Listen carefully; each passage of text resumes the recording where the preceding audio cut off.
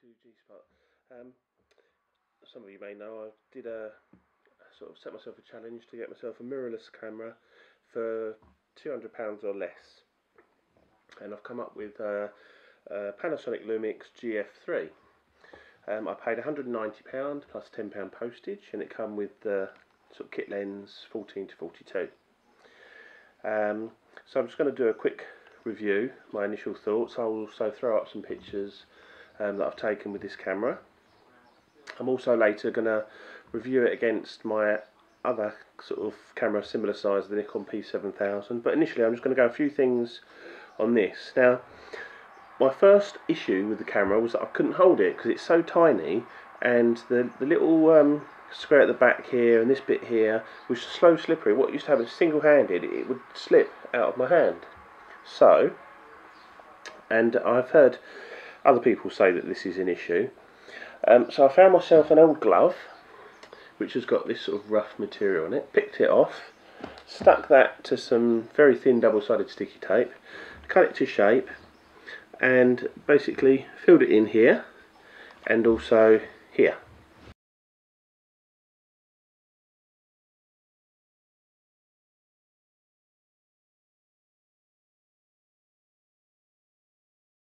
So now I can hold it quite comfortably, single-handed, and use it no problem, whereas before it would just slip out of the hand. I've got a good grip now, and then using it like that works an absolute treat. So, firstly, size, obviously it's very small. The lens, this is the older version of the 14 to 42 lens. The new version is about a quarter of that, but obviously I can't afford that in my budget. But for me this is absolutely fine. The thing I like about it is it's very snappy with the focusing, and it seems very accurate. The touchscreen, it's not capacitive like an iPhone. It's actually a press screen, so it takes a bit of getting used to, but once you get used to it, using the touchscreen and the jog dial with the four-way rocker and central button, it all works really well. The Q menu, which is the quick menu, I've put in there all the things I need, and I've also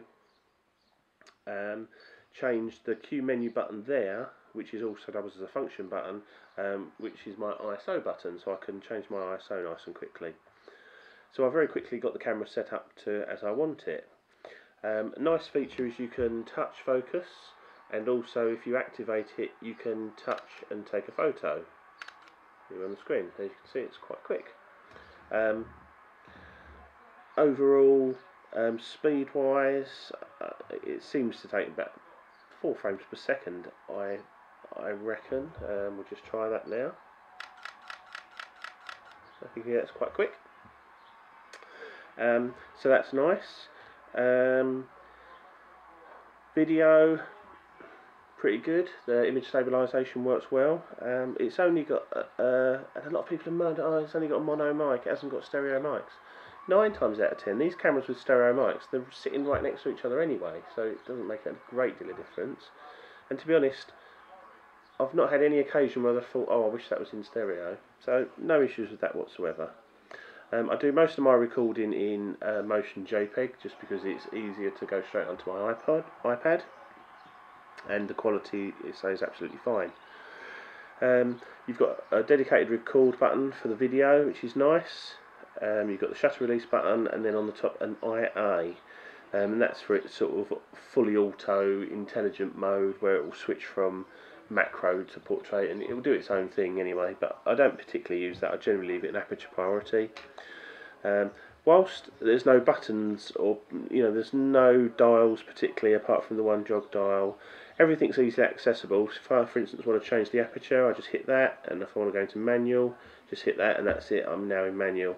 And then using the dial, that changes the shutter speed, a quick press, and then the aperture. So all very intuitive, all nice and easy.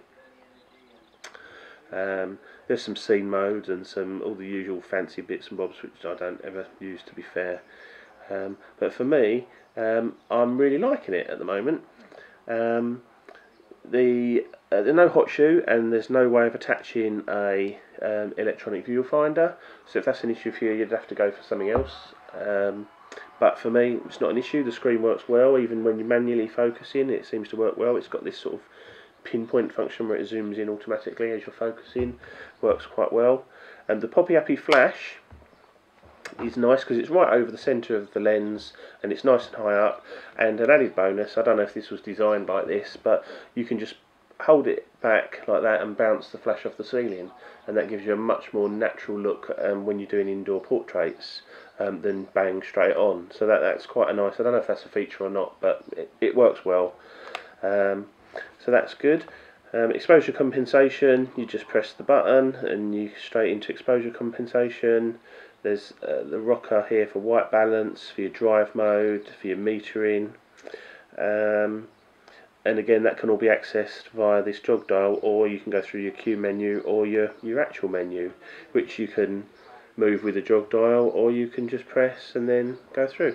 So yeah, overall I'm liking it a lot. I would like to get hold of one of the pancake lenses for it, but I'm quite happy with the 14 to 42 at the moment. I use it mostly at 14mm because that's 3.5 f stop, as opposed to I think it's 5.6 at 42mm. So I generally use it at its widest anyway. But in my opinion, great little camera, nice and snappy, good, really good fast focusing, and I'm really enjoying it. Anyway, as I say, the main modification I've done is this little bit of rubber here and here. Unfortunately it covers up the Lumix GF3 motif, but hey ho, I can hold it nicely now. So that's my quick review on the Lumix GF3. Cheers!